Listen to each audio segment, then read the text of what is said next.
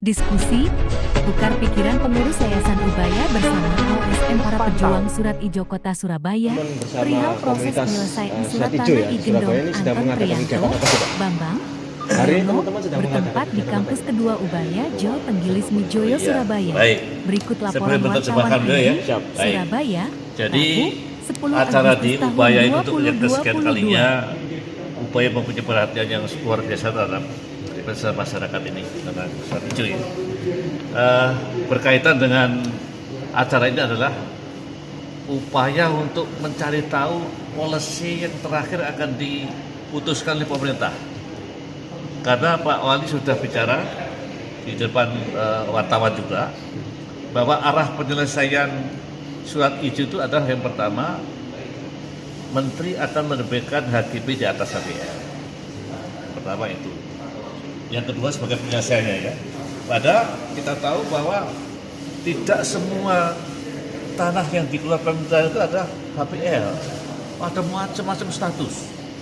Nah, karena perlu ada inventarisasi dulu sebelum dihapilkan oleh Pak Wali. Oh ya, keliru, itu satu. Yang kedua, Pak Wali juga mengatakan ini aset. Oke, kita semua tahu bahwa tidak semua yang dikuasai Pemda itu aset. Karena ada seperti Agendom tadi mengatakan, itu masih hijau, artinya belum ada status. Kok kemudian dimasukkan aset? Nah, catatan-catatan Pemda ini terlanjur menjadi keputusan pemerintah sebagai aset daerah. Kami boleh dong untuk meluruskan yang memang aset harus dikatakan aset, yang belum aset jangan dibuat aset.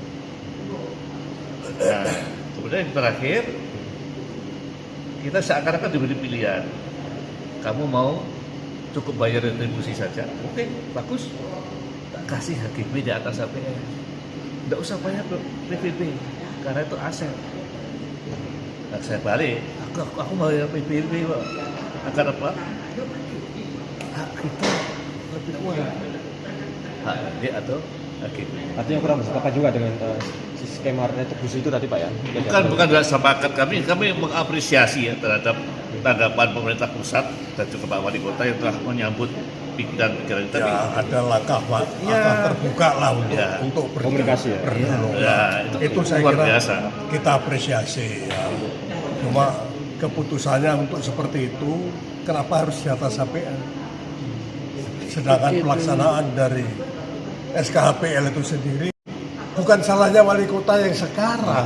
Itu wali kota pada tahun 97 yang tidak melaksanakan SKHPL sesuai dengan ketentuan SK itu aja.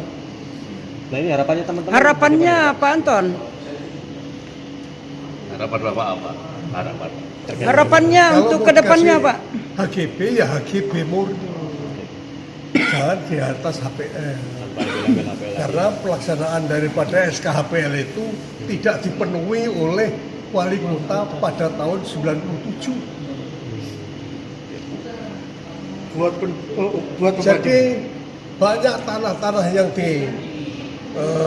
ditetapkan sebagai HPL itu sudah dihuni sebelum keluarnya SKHPL 97. Jumlahnya berapa itu Pak untuk persil yang Dan bahkan sudah punya surat IMB sebelum keluarnya SKHPL. Kan tidak boleh. kalau untuk jumlahnya sendiri berapa Pak ya? Yang Kami punya data 48.000 persen lebih. Surat Ijo itu ya? Ya. 48.000. 48.811 Ya. 48.811 Ya. persen. Apakah kasus seperti ini Pak, buat pembanding di kota-kota lain atau khususnya Jawa Timur juga Iya. serumit ini Pak? Di Indonesia itu semua ada yang tinggal di Surabaya. Oh, baru nyampe. Baru nyampe kemarin dan pemerintah kota baru nyampe juga surat itu. Jadi dalam waktu 15 hari pemerintah kota harus bisa mengklarifikasi apa yang sudah dilakukan. Itu dalam waktu 15 hari. Kalau sampai dalam waktu 15 hari itu tidak dilakukan, kami sudah mempersiapkan DPOD akan memanggil pemerintah kota Surabaya. Kalau itu tidak ada respon dari pemerintah daerah Pak, apakah nanti ada aksi atau semacam yang geruduk gitu? Jadi gini istilahnya, kalau sampai surat ini tidak diindahkan sama pemerintah kota Surabaya, masyarakat saya Surabaya, se-Surabaya yang sudah kami koordinir akan saya gerakan untuk menuju balai kota.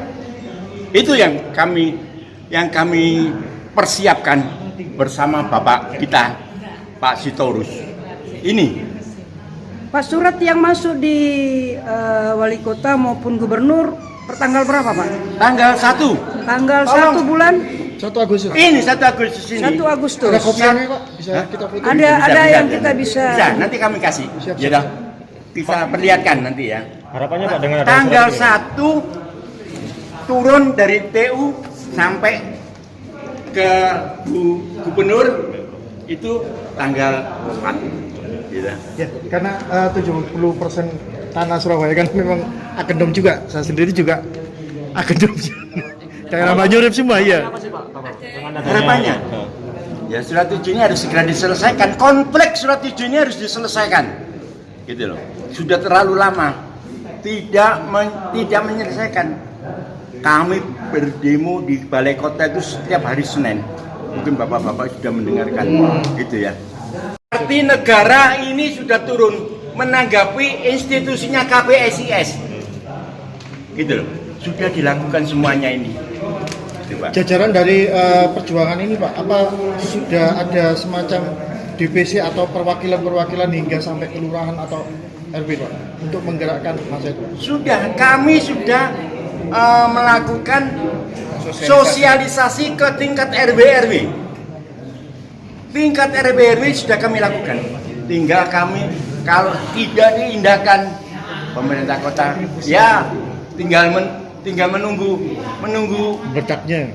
Diberikan oleh Kementerian Dalam Negeri ini dapat segera ditindaklanjuti oleh gubernur sebagai penerima surat langsung dan mereka yang mendapatkan tembusan. Tembusannya itu kepada wali kota, kepada BPN, kepada lagi siapa lagi. Nah, itu juga dari presiden kan dan tidak ininya. Nanti paling tidak dokumen ini cukup untuk menggerakkan semua pihak untuk melakukan kegiatan sesuai dengan tupoksinya masing-masing. Itu mungkin Bapak bisa tambahkan. Iya. Ini ya, yang surat yang tadi diberikan tadi itu sebagai langkah awal. Sebetulnya untuk mencapai SHM itu ada beberapa langkah. Tapi yang urgent sekali yang diselesaikan itu terkait dengan retribusi yang sekarang dilancarkan terus. Itu yang sangat memberatkan dari warga. Dan kan warga di sana itu merasa sudah berpuluh-puluh tahun kita dianggap sebagai penyewa. Padahal kalau diajukan secara resminya, warga itu berhak untuk mengajukan permohonan hak, tapi sudah diblokir di BPN karena di sebagai aset daerah. Jadi kuncinya yang tadi diberikan tadi itu intinya kita tuh melakukan sebagian dulu, yang artinya tahap-tahapan dulu, yang sangat urgent sekali untuk menghentikan retribusi. Itu yang pertama. Teman-teman berjuang untuk meloloskan surat hijau dan apa tanggapan terakhir dari Pemkot Surabaya? Ya, jadi gini Bapak sekalian, perjuangan surat hijau sebenarnya kami memakai jalur diplomasi atau audiensi ke pusat. Di samping itu juga tidak kalah penting juga regional. Kami juga audiensi dengan wali kota, kami audiensi dengan gubernur dan sebagainya. Tetapi ya itu karena memang persoalan tanah surat hijau itu memang tidak mudah, dan kenyataannya sampai saya mulai dari 2010 sampai sekarang kurang lebih 12 tahun lalu itu masih belum selesai. Kami sudah melakukan demo, kemudian kami juga berdialog dengan wali kota Risma saat itu, tepatnya 28 Mei tahun 2012 Bu Risma ketemu dengan saya, beliau mengatakan bahwa tanah surat hijau itu akan dilepas, dan ngomongan saya itu di kiri kanan saya disaksikan malaikat.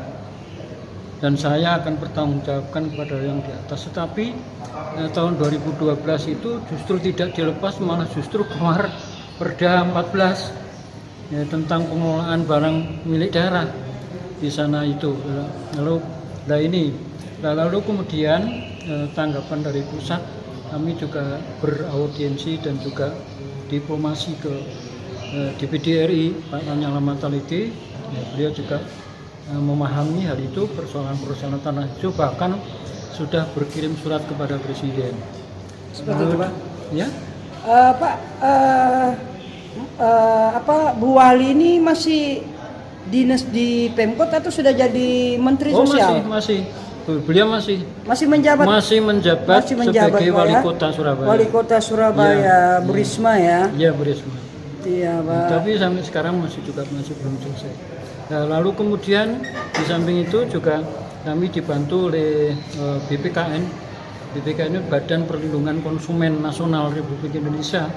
Itu juga membantu kita dalam rangka upaya penyelesaian surat hijau. Bahkan beliau juga melakukan kunjungan di berbagai kawan-kawan yang berklaster, baik itu di Erlangga maupun di Peneleh yang Kampung Londo itu, dan juga ke Ubaya ini.